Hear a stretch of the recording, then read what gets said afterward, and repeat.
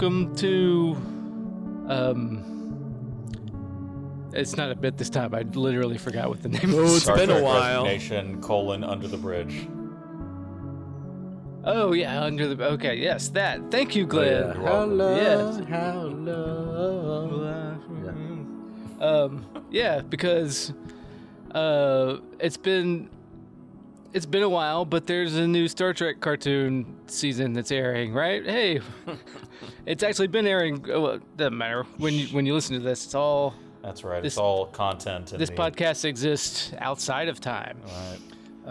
It's all part of the content pile. Yes. There's a parallel universe where we recorded this as they were airing. But yeah, my name is Wade Bowen, and with me, as is the case around here, is Sean Parada. Hey. And Glen Hall. Hello. I do appreciate every time you introduce us. There is a thematically appropriate resignation in your voice. It's not, my... Yeah. You've resigned yourself to our presence here. Huh? Oh, I mean, yes.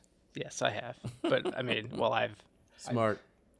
But I love your presence. I don't, yeah. And Wade, I love... Otherwise, I'm just left with myself, and then, geez, that's a fucking nightmare.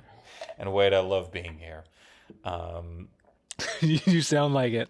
I will just say to that effect, if I sound like I am on Quaaludes, it is not that I am on Quaaludes. It is simply that they don't make ludes anymore. No, that's right. I learned that from The Wolf of Wall Street.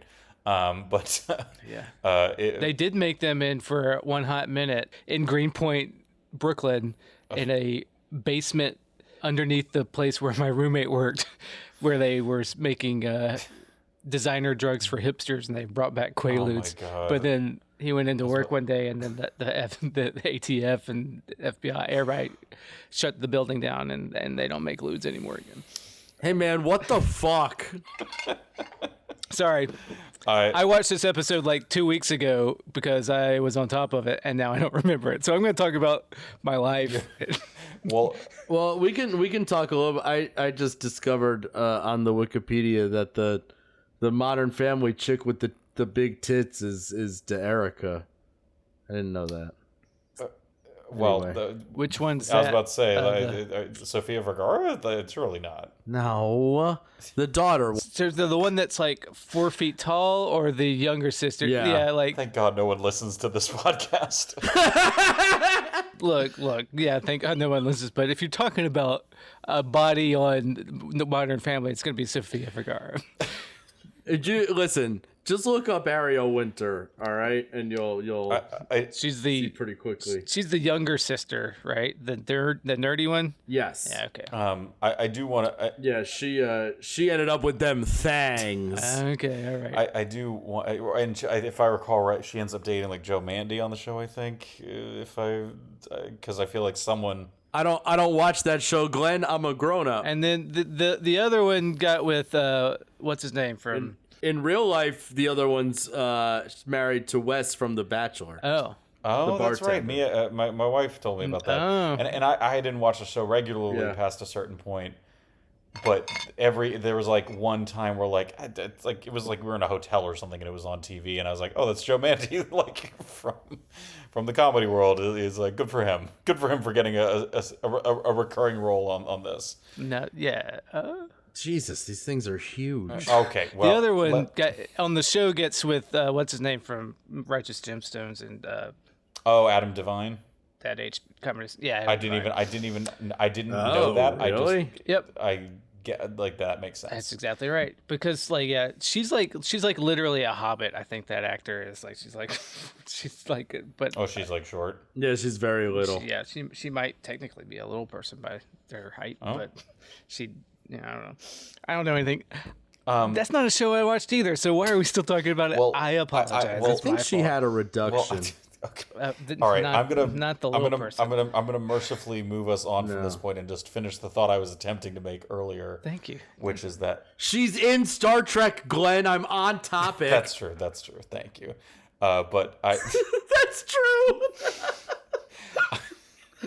I've tried finishing the sentence for the last 5 goddamn minutes. Yeah, you got it. You got it. I was gonna say if I sound like I am a bit diminished, it is just because You are. well, yes, because I am diminished because I am doing the most fulfilling thing in my life, taking care of my newborn son, and it turns out you don't get to sleep much, and No. that's compounded when you go back to work, and you still have the newborn, and you still have to work, and it's well, Yeah.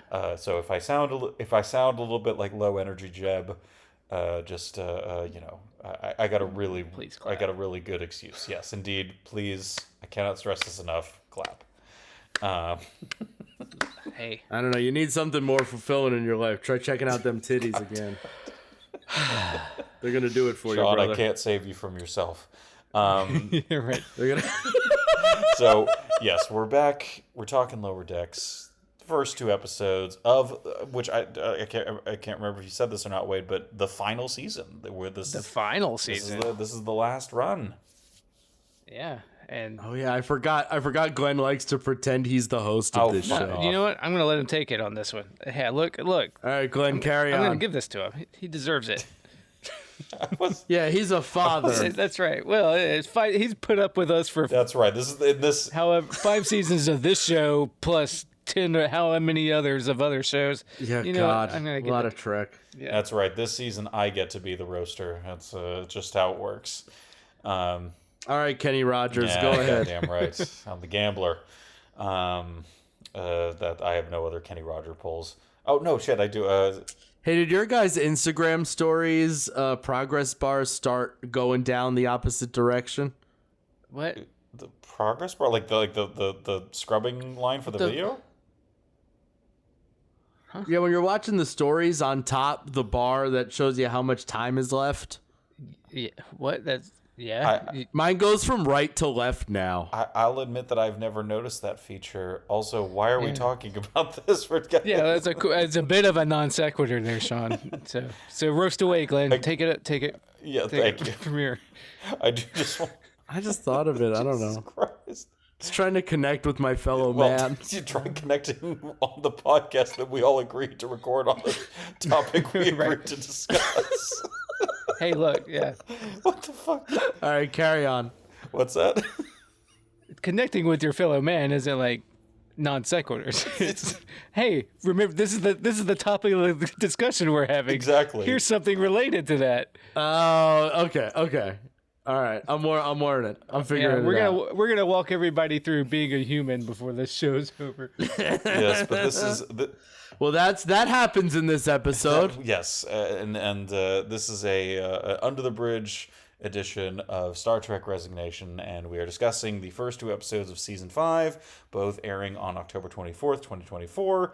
The first being Dos Cerritos, the second being Shades of Green.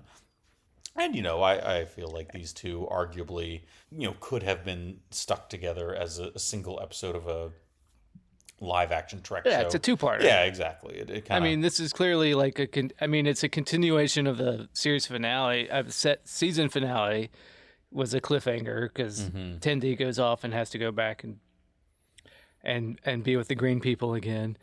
And this is like a 2-parter to like, how are we going to get them back together? And it's spoilers for my opinion on it. I thought it was kind of lame. Like, how are we going to do it? Oh, here you go. Yeah, you know, it's the Tendi stuff I felt like was fairly weak. You know, there's like some fun stuff there. Like, I do like that they, so Wade, I assume knows this, but Sean doesn't care, but that doesn't mean I'm not going to tell him. Attaboy. So, you know, the reason that, you know, you have, so in the 2 episodes, you see the 2 types of Orions. You got the ones like Tendi who are kind of very clearly green and you know have more. Oh, what's that? Yeah, the blue are. See, I didn't watch. You might not remember, Glenn. I never watched Enterprise. It's not Enterprise. It's they're well, I mean, I guess Enterprise does have Orions in it, which arguably Tendi and her ilk are closer to that. But the blue Orions, as they call themselves, and the pronunciation are both from the animated series. Oh, another I haven't watched that either, so I thought you were going to say it's from the original series, and I was going to, oh shit, I should know that. No, because Orions in the original series are green. Green, yeah, they're green sexy dancers. Yeah, exactly, and highly problematic. But the animated show kind of has, well, I mean, it's pretty much what you see in these 2 episodes. They're blue skinned dudes instead of ladies. Yeah, kind of like old, like corny space pirates. In the Buck Rogers vein, I'd argue. All right, and does Enterprise resolve that? No, the dynamics between them, or does this show do that work? This show actually does that work. They okay. establish that there are 2 like larger factions of Orions, one that call themselves Orions, which are the I think most people would argue the canon, quote unquote, species, and then this of the animated offshoot, which call themselves Orions. And so this show simultaneously made them canon and explained the difference. Well, I did not know. That makes this more interesting to me, because most of it I was not interested in, and I have nothing left other than to get like nerd cornering about the lore of it all, which is arguably not what makes a good TV show. Well, but but makes a great podcast to talk about it. Sure. Right. Well, and look, Lower Decks has for obvious reasons has like drawn a lot of material from the animated series. It owes a lot to it just in terms of its tone and presentation, and I do appreciate when they kind of try and split the difference of, look, we're going to make a joke of this, but we are also legitimately going to resolve a discrepancy in the canon. And I feel like that kind of approach, like, it summarizes pretty well like what Lower Decks has done as a Star Trek show, where it kind of it does try to occupy both lanes, and obviously leaning much more towards the make a joke about it side. Right. So in the animated series, were the Orions clearly Orions, or is that something the show decided, like, well, that's close enough that it must be something related? I will admit I don't know for sure. I mean, just from the episodes I watched, like, they are supposed to be Orions, and for whatever reason, whether that's animation mistakes or something. And of course, this is the day and age where, there isn't like some, guy from Paramount with the show Bible in the back being like, oh, well, you pronounce it this way and do this and that. Yeah. It's, human it's like error. Mogato. Right, exactly, and, yes. There's like, yeah. Yeah, that's a very, it's exactly that same joke again. Mm-hmm. And so... it's again. I appreciate that kind of thing. It's fun. I just thought the kind of story of it was pretty close to boring. Just the whole thing of like, oh, her sister's pregnant, and there's the solar race, and like it just it wasn't as engaging as the other stuff that was happening in these episodes. All of this, and it was all weird, like. The whole pregnancy thing, like, no, everybody knows. Oh, you didn't tell me because I didn't tell you because I didn't want you to stay, because then you'd have to raise the kid, because you have to teach him how to be the queen of the bed. It's not that I didn't trust you. It's that, and I'm like, what? What? Well, it's too complicated. Shut up. And this is the rare instance where I think the shorter runtime and sitcom format of the show kind of work against it, because if this were classic Trek, this would be like a 45+ minute episode, and I think there'd probably be a little more time to kind of get from point A to point B in a less sweaty way, versus here where it's like, okay, you got 10 minutes in the B plot to like really... Well, here's the problem. I might not agree that it's down to exactly the runtime problem. The problem is, for both of these episodes, and spoilers going forward for the rest of the season that I've watched so far, is the A plot, talking about A and B, things not matching up, the A plot and the B plot are completely separate and don't have anything to do with each other. And I through all the Star Trek and all this shit that I've watched, that always bugs me. And it bugs me a lot here because it's like just lazy. Everything seems like kind of sleepy, like kind of just... It doesn't seem like they're doing their best work this season so far. because because it should just do one plot. Don't do an A plot and a B plot, because you clearly have two stories you're trying to tell, and they don't have anything to do with each other. So just tell your fucking stories. If you're gonna do a B plot, in my opinion, it should have some thematic relationship at the least. At the best, it ties into the A plot somehow. Yeah. And then the resolution in the third act somehow is them coming together. But I feel like they've done that well in the past. Yeah, where yeah. Like, right, they're the whoever, right, the B plot would be for that episode. Yeah, would be involved in sort of like the same away mission or the same like issue on the ship, or a different issue on the ship that then connected to the thing later on. Right. They're like really phoning it in. Like it feels like they didn't know that this was their last season when they wrote it, from my understanding, but they had an inkling that it might be. And it just feels like maybe, if I'm being generous, it's like we have all these stories to tell and we're not going to have time to get them in. Right. So let's just cram them into A plot and B plots. That's the generous interpretation. What I'm afraid is they're like, oh, let's just do it. We need an A plot. We need to do B plot. And we got these people working on this and that. And then let's just figure out how we can at least get them in the episodes together. And I feel like a good showrunner should be able to do this shit better. And I know Mike McCann can, but it's like, is he doing he's worked on Rick and Morty enough to like, now I've been showrunner, I can just let it go and let these other people take over, and they kind of do shitty jobs. Right. It's like, is that what's happening? I don't know, but it's like, it could be the pressures of a final season, and kind of wanting to. Yeah, but again, they didn't know this was their final season. Yeah. I mean, but they probably knew. I mean, the writing was pretty clearly on the wall. Yeah, it's hard for any show. Everything else was canceled or ending. Right. So I'm sure they knew it could be, but like then that's when you start showing off and try to like do like the best thing that you can do. But like, it's really like the show has been better. I guess it's fun sometimes, but yeah, these episodes are fine but boring. Yeah. And from the stuff I've heard about like the writer's room, that they'd rather be writing Star Wars and nobody even like Star Trek anymore or something. Like, sure. It's like, okay, well, it's starting to blend through for me, because like it's still a fun show, I guess, but like it's getting sloppy. And I think the floor for the show, I mean, obviously I've only seen the first 2 episodes so far, but I think the floor for this show is still like relatively high, especially, I mean, are you talking about the floor for the show, The Floor, the light up floor for the game show, The Floor? Is that a real thing? Is that a show? Is that a game show network show? Is that a network show? I've no, that's never heard of that's a network show, The Floor, hosted by Rob Lowe. Of course it is. Yeah. I do appreciate that there are now just like 50 like game shows that have increasingly like surprising hosts for each of them. Like, right. One will have like Ron Funches hosting it, and the other will have like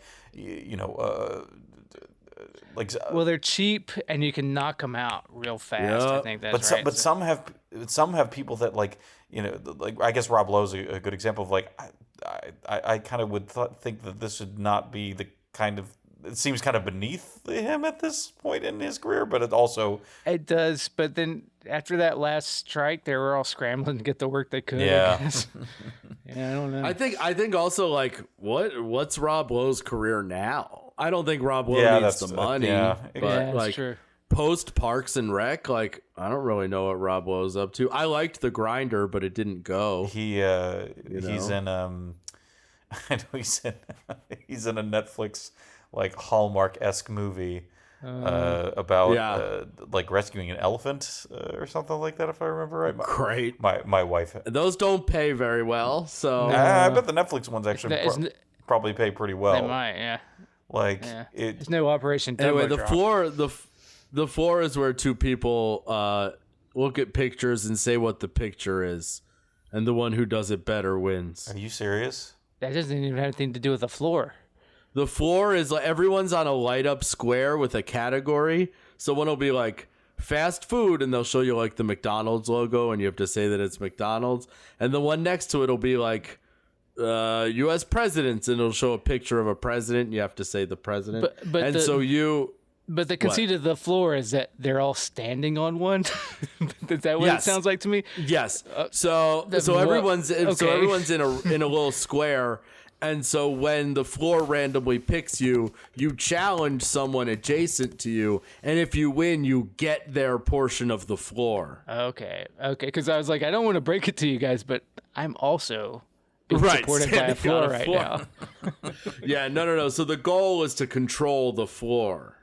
Okay. See if you win, if you're the last man standing, you get a certain amount of money. But if you have the most amount of floor at the end of each episode, you get like 10 grand. That's it? God, these shows are that's an insultingly low amount of money. Like, well, the season prize is pretty good. I think it might be 500 grand. Oh, so people continue on through the season. It's one game all season. I see. Okay. Yes. Okay, so there's sort of like a sub game to incentivize people to try to challenge more, as opposed to just like go hide. I'm gonna say this. I'd rather watch Star Trek than that. Yeah, me too. I'm watching. There's not that much Star Trek anymore, Wade. So we gotta watch the floor. I'm watching a clip right now, and it looks fucking stupid. Yeah, it is. It's great and dumb. Yeah, it's the floor. Rob Lowe's terrible. Yes. So yes, the floor for Lower Decks in terms of quality, I feel like is rather high, even now. But yeah, I guess so. The first episode is the one with the alternate universe, right? Yeah. Oh yeah. That's Dos Cerritos is the one with two Cerritos. Of course. Right. And to be fair, they keep going back to this and for the rest of the season, and they keep talking about their doubles and stuff. So they're trying to keep things going through the whole season. Well, and so you even see that in the second episode with Boimler growing the beard, which I obviously that's a very well worn Star Trek joke. I appreciate. But yeah, I do like they've done work with like Boimler's trying to be like, hey, look, I'm a guy and I'm not. He's putting himself out there. Good for him. The character's growing a little bit. Yeah. He's like, I got a beard now. I could be. Yeah. Well, and actually, that does remind me something we didn't. Two things I forgot to talk about. So one, I don't think we discussed the live action Lower Decks crossover with Strange New Worlds at all, did we? Oh yeah. We might not have. Yeah. Well, my brief reaction, I thought that was a really strong episode of that show, and it was a really interesting exercise in like, okay, translating these characters into live action, and Boimler, it was just Boimler and Mariner, Sean, and so right. So it was Tawny Newsome and Jack Quaid. Yeah, they did a good job with it. And so I mean, I hate to say it, but that most of that show's been good. Oh yeah, that didn't strike me as like one of the better episodes, but they've all been hitting pretty. Oh yeah, for sure. Hard. But there's another like random thing I wanted to like just shout out is the opening credits or the opening theme and credits. The battle that happens with the Borg cube. We've known for a while that like they've been adding stuff into it. Because I think originally it was just Romulan ships, and then eventually they added the Packlids, and then they added the crystalline entity, and so this time around they've like appropriate for the last season, they've really dialed it up. So I saw that you had, in addition to what I already said, you had the green like space god, the green hand from, I think it's the Space God episode from TOS. I think it's the one where Abraham Lincoln shows up, if that's right. Or no. It's where they meet the Greek god. That's what it is.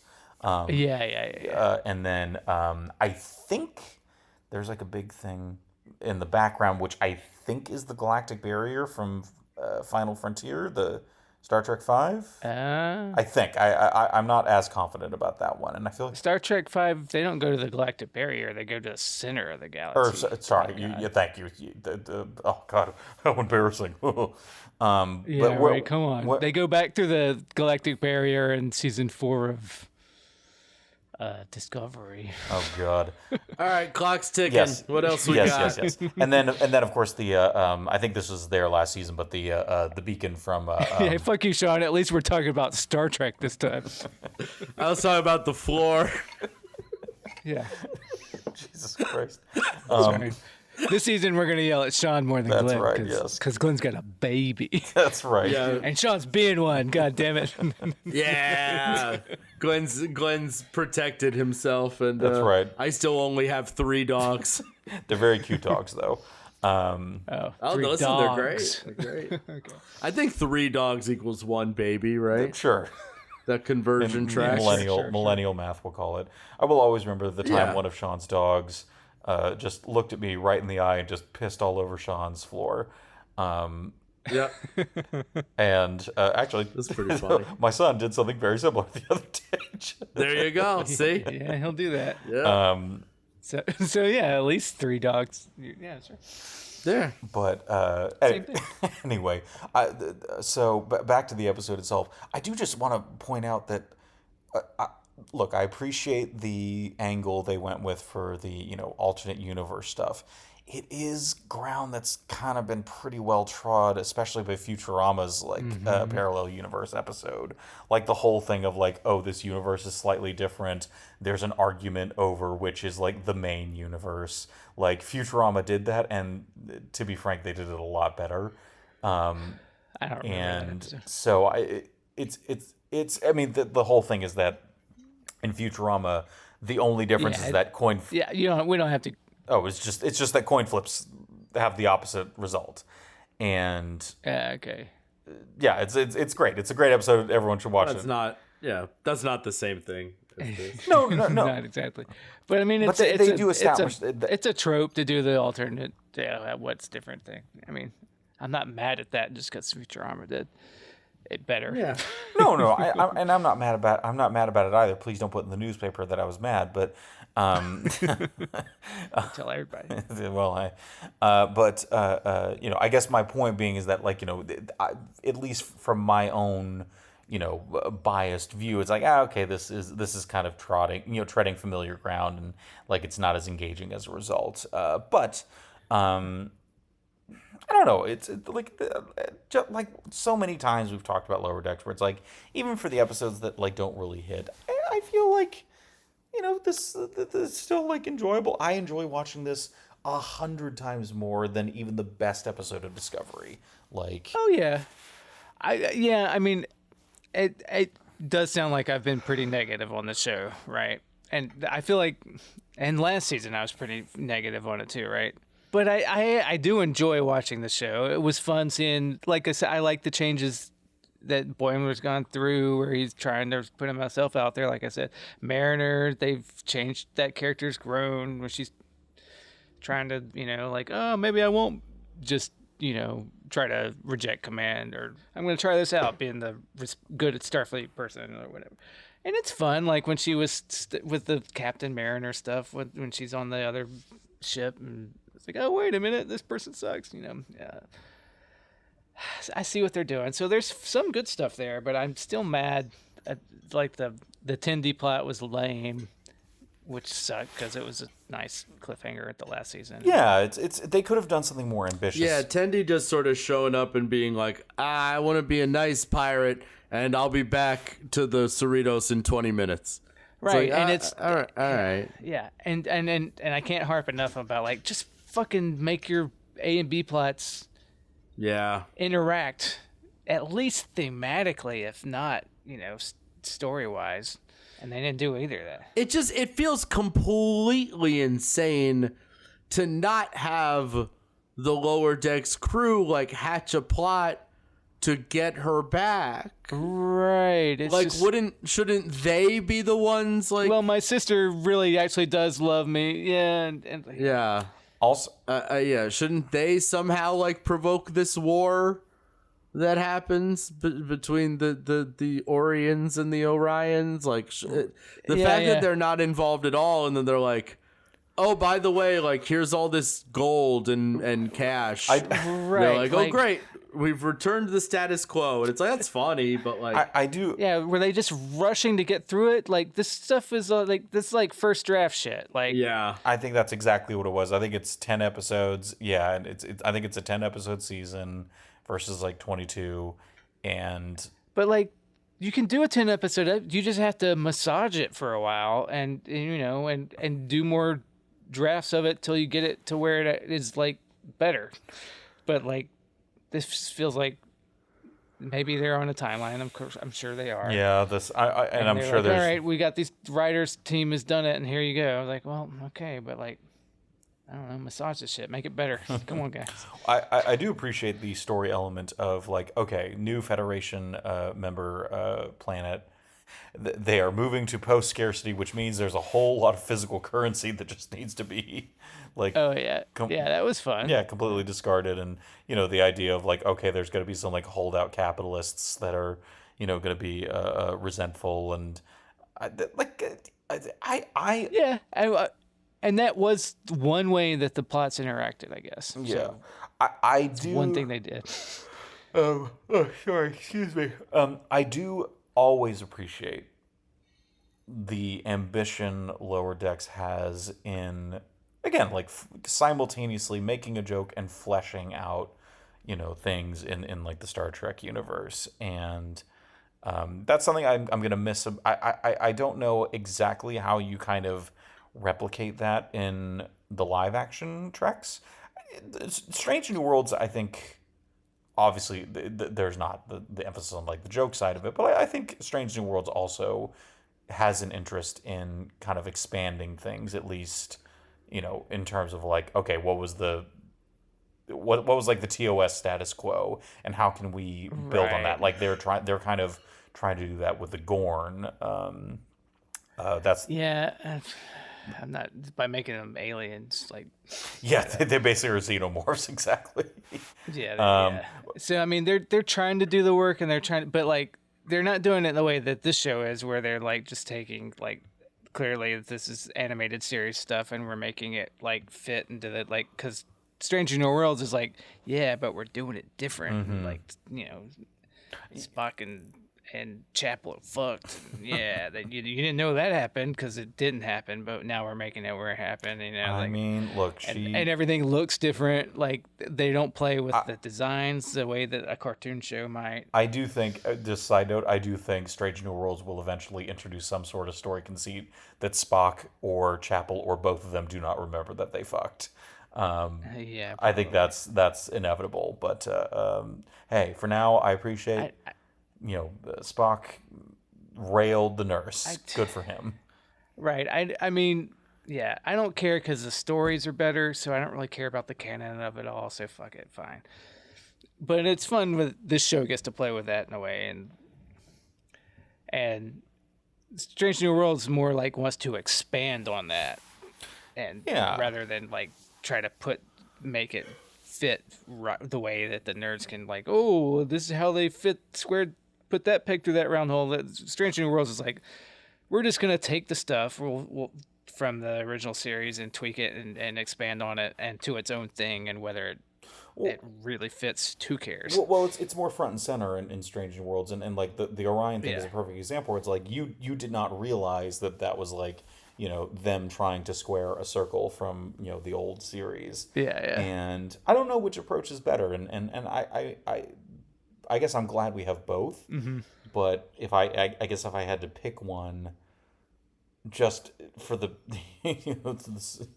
for lack of a better word, for the kind of trekkiness of it all, I do think that I don't know, it's hard to say, because like I guess I think if we're just going straight like the trekkiness of it, I think I'm gonna go with Lower Decks, honestly. I kind of leaning that too, and part of me wonders, like I do have an affection for Lower Decks too, because it's got such a big like comedy pedigree too.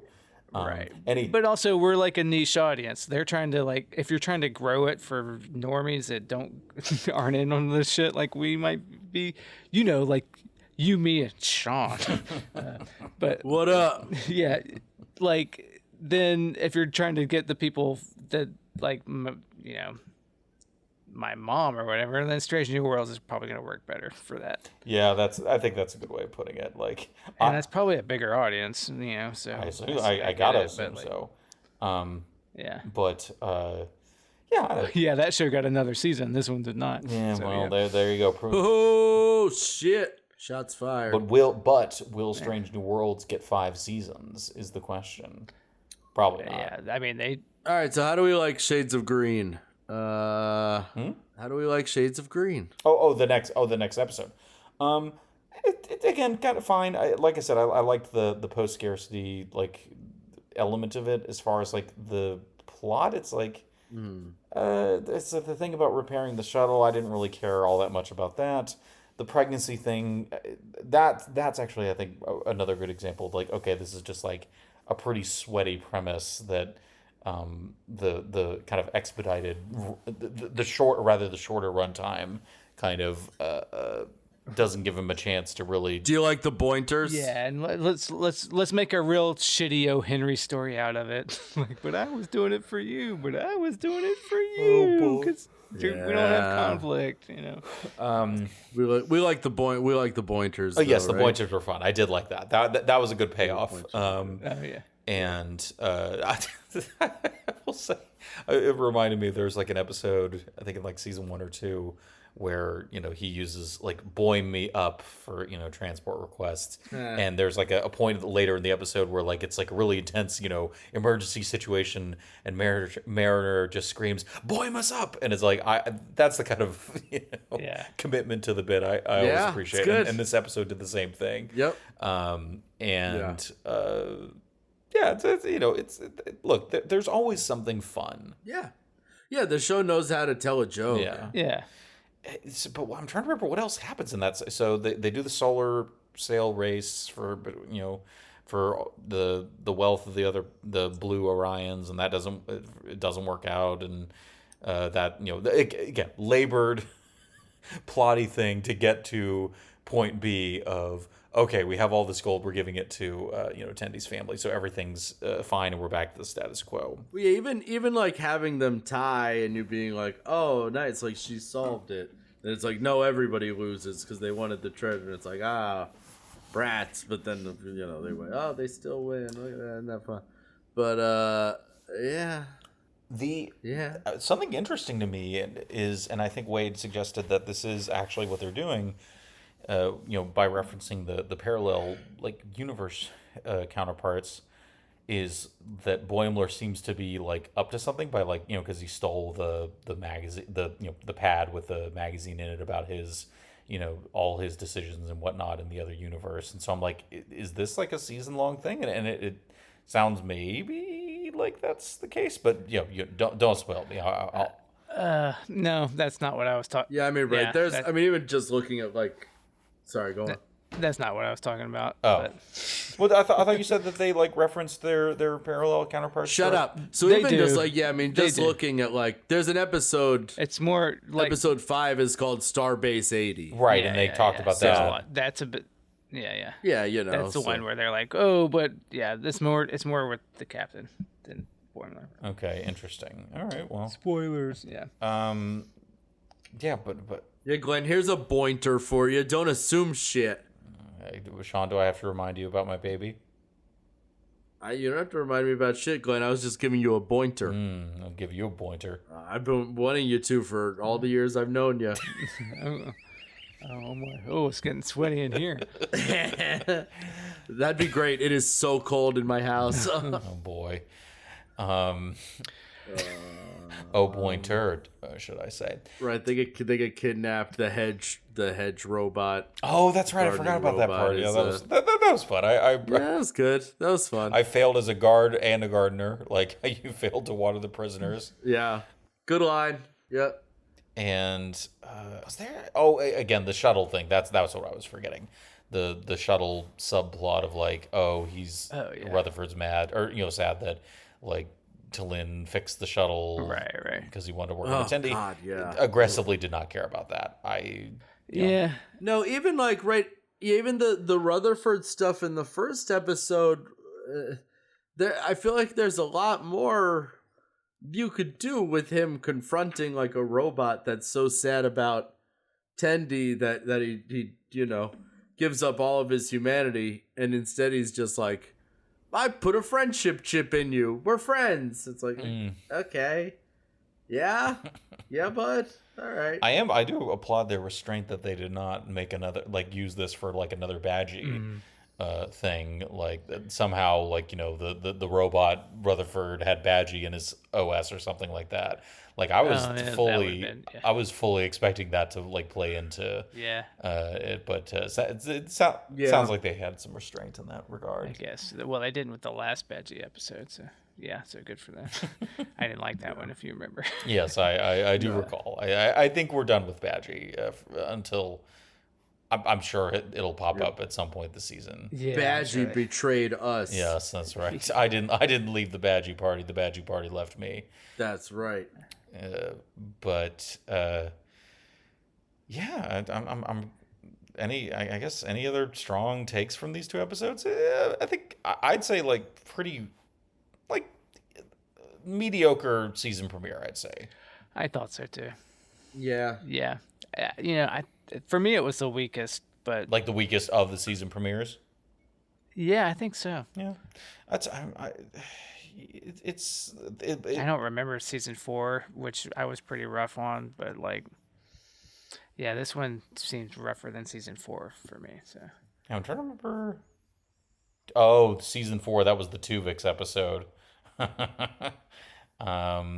That's that one got me just because it had all the Voyager shit in it. Yeah. Yeah, I'm looking at the three and the first 3 premieres, and admittedly my memory's not great on him, but mine either. But look, the show's got a lot of. I don't remember nothing about nothing. Yeah. But the show, the show's built up a lot. Clearly, if you've listened to this podcast, the show's built up a lot of goodwill with us, and like we're always going to give it the benefit of the doubt. If nothing else, any show that introduces Tim Robinson, and Sam Richardson into the Star Trek canon is A-okay with me, which is why I'm excited for the Section 31 movie. Oh, are they both in it? Just Sam, but hey, that's I'll take half of the dream team. Yeah, right. But I forget if he's an alien or not in that show. I think he's. I know nothing about it. I'll go in cold. I've seen which may be my feelings about it. I don't know. I feel like the fact that it's a movie, I'm hoping kind of works hopefully to its benefit. Yeah, maybe. I mean, I do love Michelle Yeoh, so but I don't care for a lot of the discoveries. And I don't know if you remember, but my like hot take for Picard in particular was like this probably would have worked a lot better as a movie, like as like a TV event movie, or like Yeah, you did say that. And so I remember you saying that. And thank you both. Yeah. But I'm very curious how this new one lands, because Me too, because it's clearly just like everything everywhere all at once hit, and they're like, we have to do something with Michelle Yeoh, and like it was all about that. But and Michelle Yeoh is always fucking awesome, but I feel like the excitement behind that has cooled down a little bit. Well, and I'm sure it's just a practical thing of like, now that she's an Oscar winner, like they probably couldn't contractually, I'm sure they had no she wasn't going to do a TV show, but exactly. And so, but now I think like they probably reached a thing where it's like, okay, well, she cannot commit to a TV show now, and so let's shrink the scope. Yeah. See, my fear of it all is that like it's attracting too much attention. So there's gonna get all the hats that want their fingers in it. It's gonna be all the people I don't like in this new Trek era. You're worried about fucking around with it, the Kurtzman and so I don't. Yeah. Actually, that's a good. I bet Akiva gets his fingers. Akiva's gonna worm his way in there somehow. Well, actually, this is a good question. I'm gonna actually look this up while we're talking about it. Like, who actually is like? Why is this? Here we go. Star Trek Section 31. Okay, it is written by Craig Sweeney, directed by Olatunde Oh, and who's the producers? Kurtzman. Yep. Yo's a producer. Yeah, because she's an Oscar winner. She gets to be a producer on everything. Exactly, she gets to. Mm-hmm. Kurtzman's involved. I'm sorry. It was supposed to be a show by the writing team that was from Discovery that initially I liked, but then they kind of let me down. Yeah. And, if it was just those writing teams, like, there's two women that were the co-writers for, like, a lot of the early Discovery stuff, I might be on board, but, like, this Craig Sweeney, that's probably a big name. They brought a bigger screenwriter they brought in to do another pass on the other stuff that they let other people do. And it's going to be, I'm worried it's going to be a too many cooks situation. Yeah, maybe so. There are a lot of executive producers on it, so. Yeah. But only one credited screenwriter. Yeah. And no story credit that I can see. So, let's see. Yeah, that means those other people got forced out, which kind of sucks for them. And interestingly, I guess this is the first, I'm sure the trailer indicated as much as well, but it is explicitly set in between TOS and TNG, which is kind of like the, the between, Jedi and Force Awakens of Trek, I guess. Right. Yeah, I don't know. It's been so long since we talked about Trek. It's like right. The state of Trek. Like it's not looking particularly promising at the moment. Well, we'll see how. There's going to be a new movie coming out, that Star Trek 4 or whatever. But you're going to have to wait till the Skydance purchase goes through. Yeah, exactly. And that's what I was thinking is like all the kind of corporate fuckery behind the scenes and the this new era where like nobody knows what's going to happen. Like I can't talk about this shit too much, but nobody, like everybody's in a holding pattern until that goes through, and it depends on what Ellison wants to do with it. Yeah. I forgot we also have that Starfleet Academy show. Oh, right. With which that one's actually, that's weird because that one's got like a pretty. Yeah, I'm hopeful for that, but my hopes often get dashed in these things. So who knows? But if nothing else, that one's got some like heavy hitters in the cast. You got Holly Hunter, Paul Giamatti. Oh, the cast is great. Oh, Tig's on it. Oh, wow. They're bringing Cronenberg's going to show back up at some point in there. Oded Fair is back. Hey, look at this. Robert Picardo's going to be in it. Oh, right. Yeah. Picard? No, Picardo. The Doctor. Star Trek Picardo? That's the Italian spinoff. Yeah, it's a Picardo. Yeah. Mamma mia, I'm a robot. You love Robert Picardo. You just don't know. Exactly. Whether it's from Star Trek Voyager or Inner Space or any number of things. Actually, he was in the most recent Fletch, the John Hamm Fletch movie, which brief but very memorable role in that. Like an Italian billionaire or something, if memory serves. I forgot he was in Gremlins too. Man, he really has been in a ton of 90s shit. Good for him. All right, final thoughts. What do you got? Look, it's Lower Decks. The floor is high. Don't talk about the goddamn show. The floor. But I didn't say shit. You just brought up The Floor, hosted by Rob Lowe. Because you were sleeping, you would have brought it up. I am like dead tired. Yeah. Listen. We want the last season of the show to be good, and hopefully this is just sort of a slow start to reestablish the status quo. Wade's seen more. He seems a little bit pessimistic. But we will talk about the next two episodes next week and see how we feel. But I don't know. I'd like a better start. Yeah. I hoped this would be better. I liked the two big guys in the yellow shirt arm wrestling each other and like it just not moving. It's still just like a fun, easy. Like I learned this strangling Cardassians. Me too. Yeah. That's me too. Yeah, they're the same guy, so they can't beat each other in arm wrestling. Right. It's just a very funny, simple, dumb. I'm surprised they didn't really do anything with the cat doctor. Like that seemed like there was some kind of fun joke they could have made there. Yeah. Right. I remember thinking that there was a joke there that they missed when I was watching. Yeah, instead Carl Tart and Paul Scheer got some. Yeah, right. Yeah, right. Which the Paul Scheer one is like contingent on remembering that character's whole deal. Yeah. I mean, it's easy. You have her cuss some bleeping thing about fucking herself. Right. It's like it's the simplest thing that character does. It's like she cusses something crude and sexual, and you bleep it. It's funny. Or you could even do just the simple, like, oh, two cats see each other and they, kind of arch their backs. Yeah, even that. Like they should have fucked. She sees herself and she just calls herself a cunt. That's all it is. Yeah. That's all. Like it's an easy win for that character for me. I think she should have fucked herself. Yeah, maybe. Well, coulda, woulda, shoulda. Coulda, woulda, shoulda. But yeah, look, it's Lower Decks.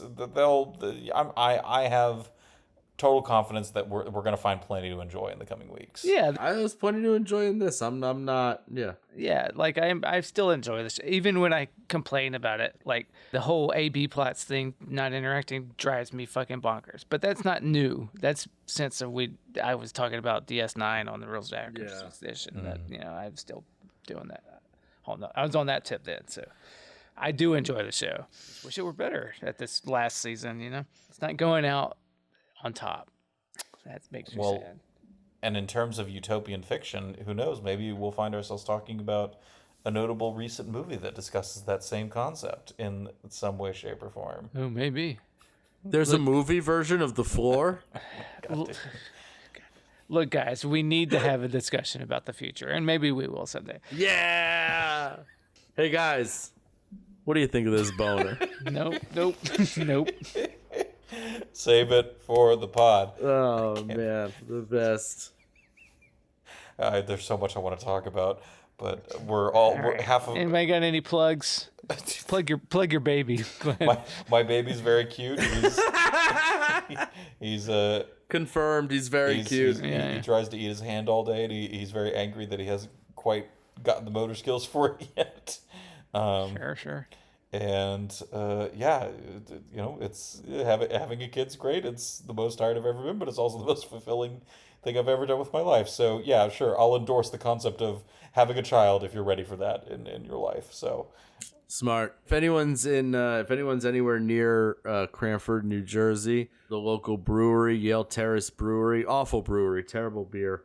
But in the morning, they're a coffee shop called The Morning Roast, and it's really good coffee, really good people. So I'll just go support small businesses. Is this the new Little Greek?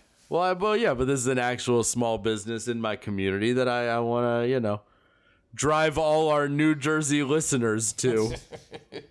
Okay. And that's very, very kind of you, Sean. Yeah, that's very kind. So I don't have a fucking baby, Glenn.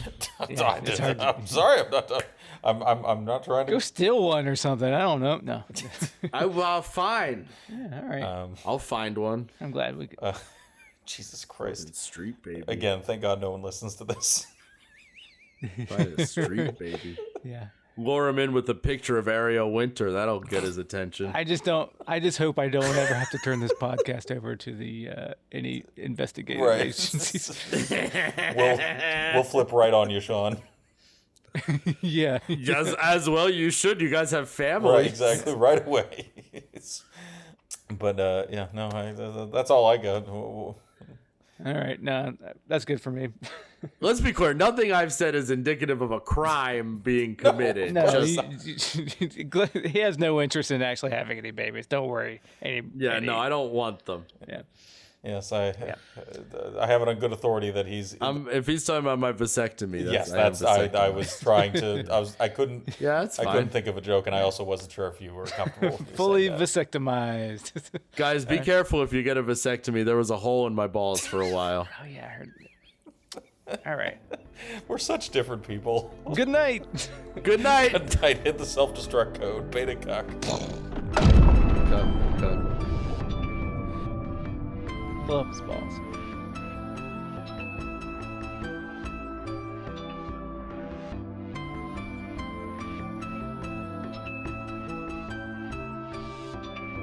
Oh boy, that was we're punchy tonight, fellas. A tremendous return to form, fellas. We are back.